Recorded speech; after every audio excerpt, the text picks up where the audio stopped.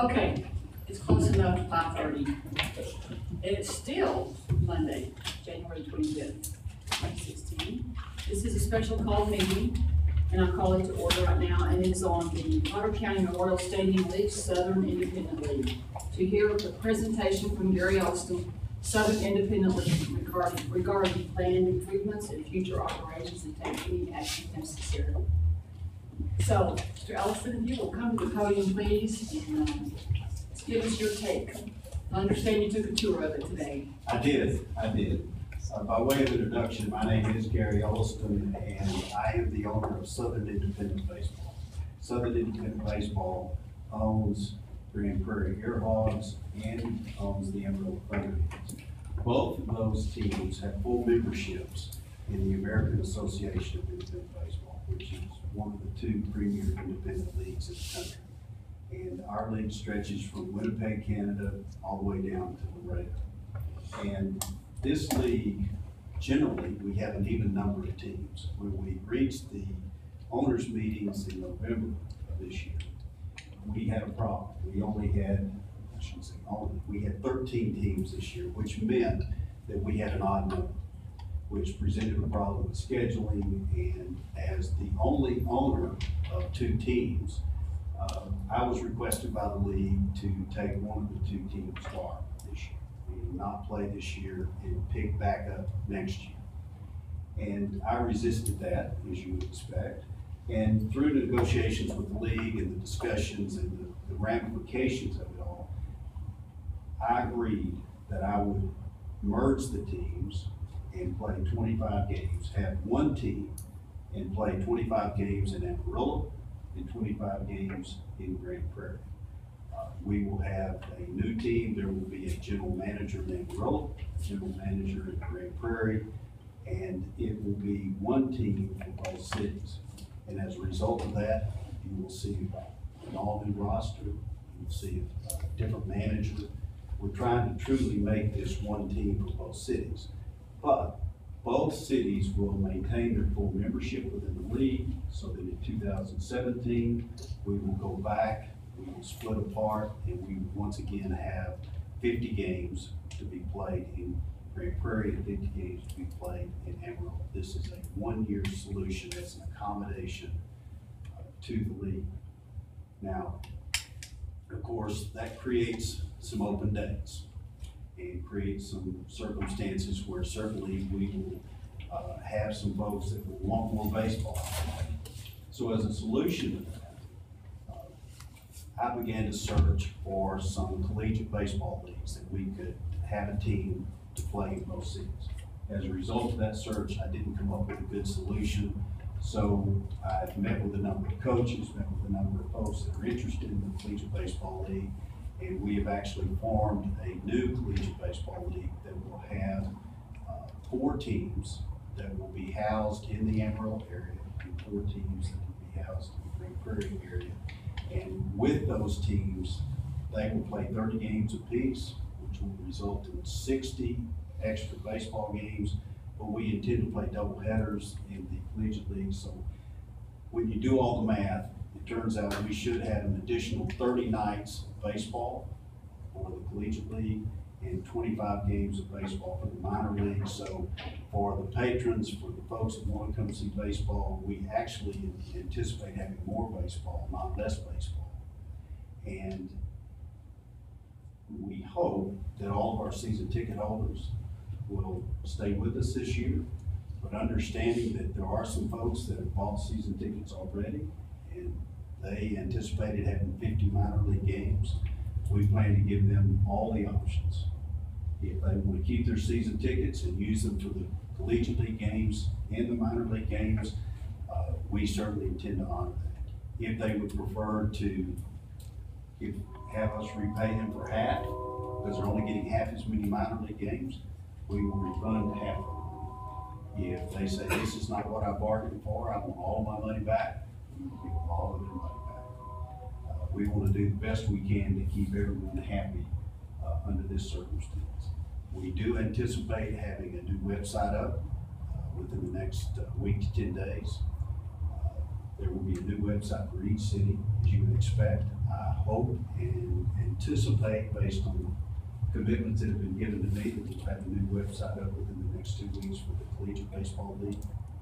And hopefully after that, we should be able to be providing regular press releases to keep the public up on what we're attempting to do here, the games and the schedules. The schedule for the minor league games is already out. It's on the American Association website.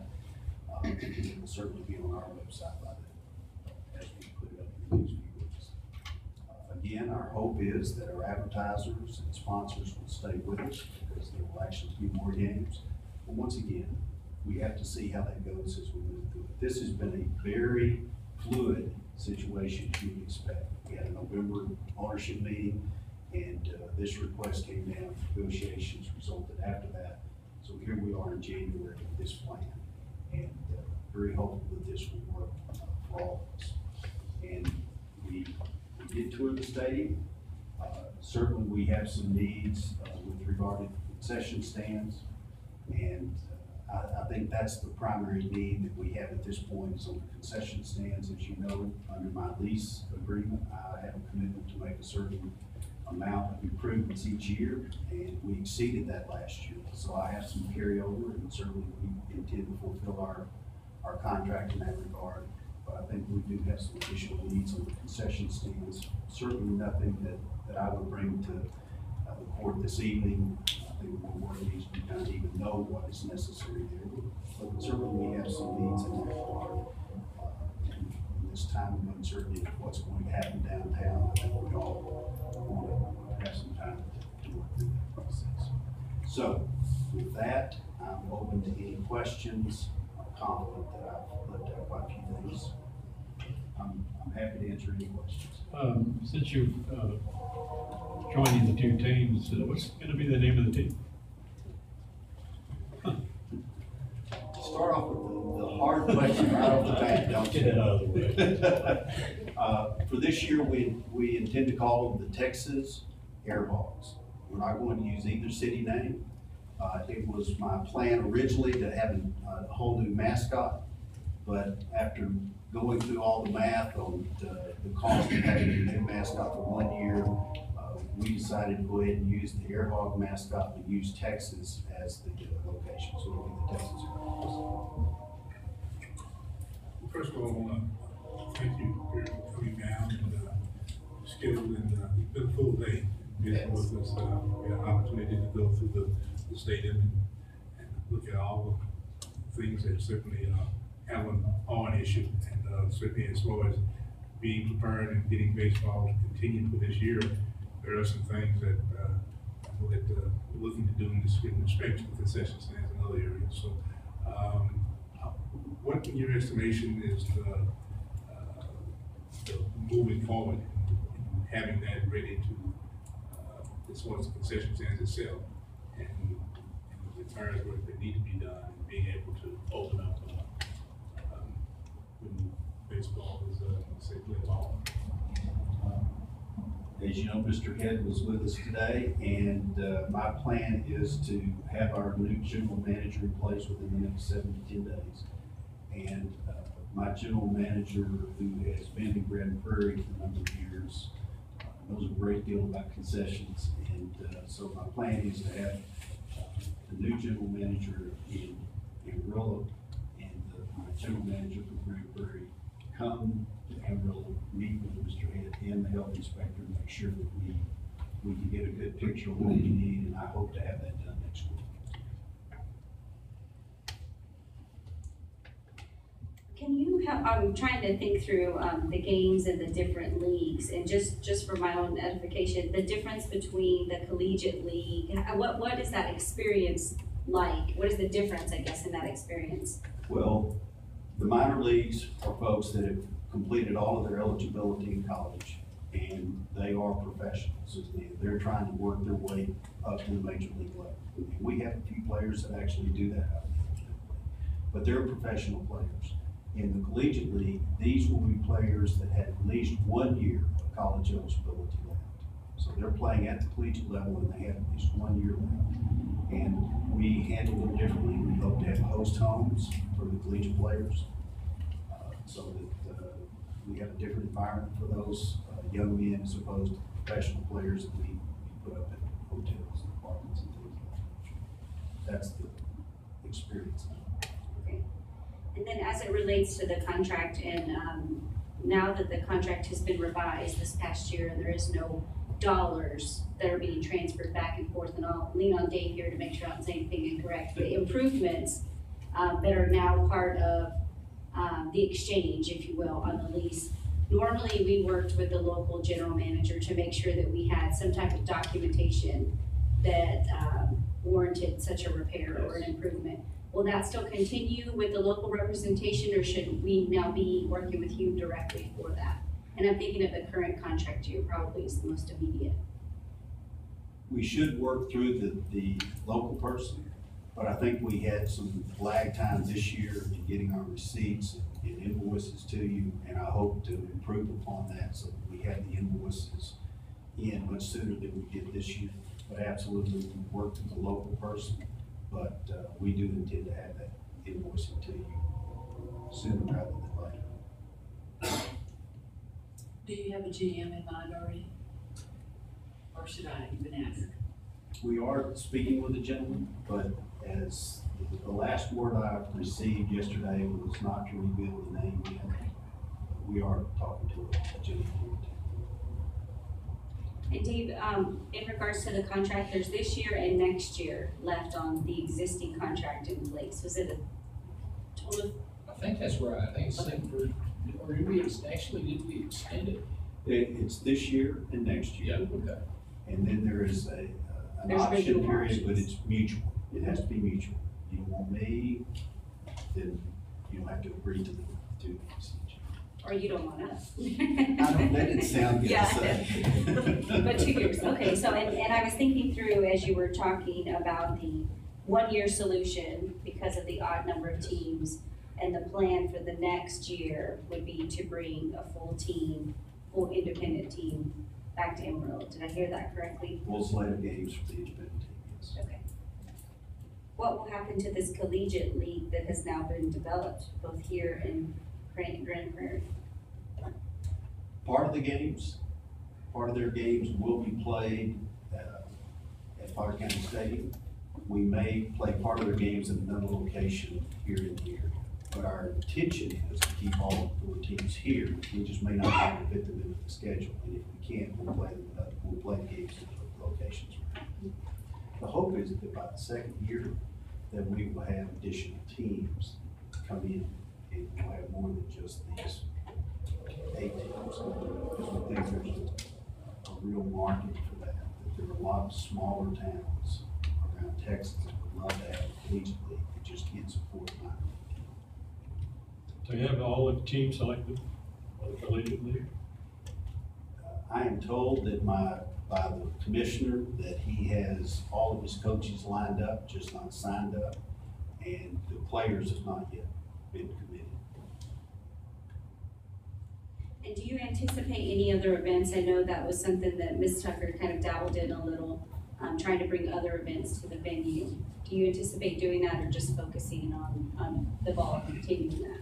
No, we absolutely want to have other events. We are limited somewhat, as you know, by the field, from the standpoint we'll have artificial turf, we can't afford to tear up the field. But certainly we want to have other events, other community events, other Little League. We do hope to have some select baseball showcases. Those are very popular in the larger areas where select baseball players, they want to come and play these tournaments where they can showcase their abilities to scouts and whatnot. And in Grand Prairie, we do intend to have 6 to 8 of those showcases. And my hope is that I can get some of those events here in Amarillo, but I'm really in the infancy on that. But certainly we hope to do that. We would love to have a concert or 2. And we have some difficulties there, but we would love to do that. And we didn't get ahead of the game as much as we would hope last year because of the transition. And so yes, we hope to have other events, but We don't have anything on the calendar. Anything else? Have any public comment? No. Yes, sir. Judge and Commissioners, I wanted to add one item, because we do have one thing on the calendar. I can't remember the name of it right now, but it's a collegiate tournament that's coming in here. I believe it's the 6th through the 8th of May, that we booked and working with Gary and his folks in Grand Prairie, and that to make sure we had, could use the facility to be able to bring this group in that said they just wanted to come and play in Amarillo. So we're excited to be able to have that, and we see both the team and the teams, when you count the collegiate league, and the facility itself as assets. You know, so from our standpoint at the Convention Visitor Council, and I apologize, I forgot to introduce myself again. I'm Dan Quant at the Convention Visitor Council. We use that. We want to rent that the same way as we rent the Civic Center or anything else. So any way we can come up with to use that facility, we will come up with it and try to coordinate schedules accordingly. Thank you. Anything else? Just for clarification, you're gonna have one team Yes, sir. and you're gonna travel back and forth, you're gonna house them in one place or the other? Correct. And then There will be housing in both cities, yes. and then you're gonna also play out-of-town games with the rest of the 12 teams or 11 teams? Correct. It is a 100 game schedule, so we'll play 50 games on the road, and we'll play 25 games in Amarillo, 25 games in Grand Prairie. One manager, One manager, one coach, one set of coaches, one roster. two catchers, Air Hogs, The whole thing. pitchers. Texas Air Hogs. One team. Texas Airhawks. Can you tell me, I'm sorry, Jerry, what is the air hog? I did not start the team in Grand Prairie, I bought it from others, and the name was with it, but it was, there were a number of, there was a naval base there, there was, I believe, an Air Force base there, there were a number of bases there in the Grand Prairie area. Defense contractors were a big thing in that area. And Air Hogs was a nickname that was used, I believe, in World War II for certain types of pilots. And so they, if you go to the Grand Prairie Stadium out front, there will be some statues of some pilots. And there's a whole history there that talks about where the Air Hog name came from. But it relates to pilots in World War II. So it's not somebody sucking all the air out of the room. That's That's gonna stay the very same That's thing. great. Yeah. Okay, given the fact that you are waiting to get your new GM, and then you're gonna come back and meet with Mike and our county attorney and the city inspector, health inspector, I propose that we take no action today, and just wait until that happens to see what goes from there. Is that okay? Absolutely. Everybody? Thank you for being up here today. It's been a long Thank you, it's a day. pleasure being here. Yes, thank you. All right, thank you very much. Okay, so, there will be no action taken today. Thank you for coming, we are adjourned.